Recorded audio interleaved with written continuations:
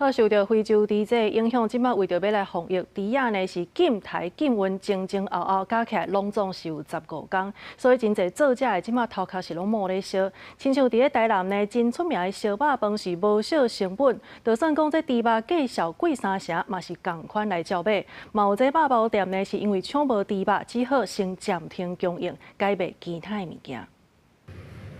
烧肉放伫火炭顶原巷，看起来真好食款。但这间真出名的烧肉饭店家，干那靠烧肉饭、控肉饭、甲鸡腿饭，总是请真侪人来买。不过为着要会当继续供应，头家27串大笔现金，按算甲新联络的供应商，一手交钱，一手交货，买一栋的冷冻猪肉。价钱就是我们原本价格的多大概3成到4成的价格，那我们也是跟他买。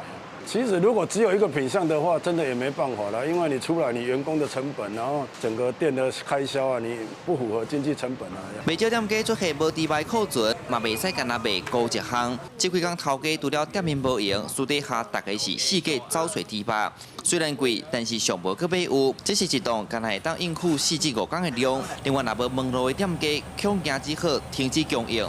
改换其他的代替方案。明天开始就已经确定没有了。猪肉包对客人也比较习惯了，价格大家比较喜欢。那我们现在就是说用一些什么菜包，还有像芝麻红豆其他的品项来替代猪肉包这样子。卖包的店家嘛已经打出海报，要买一顶猪肉鸭，包到27年，猪肉开始暂停肉包供应。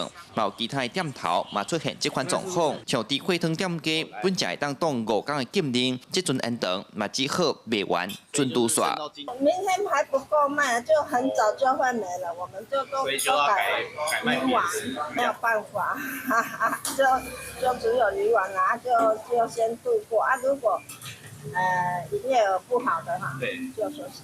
猪肉产销出现问题，即摆连其他肉类嘛加减受猪肉影响，出现市场绩效波动的情形，业者爱营运面对问题也去真济。记者出台南采访报道。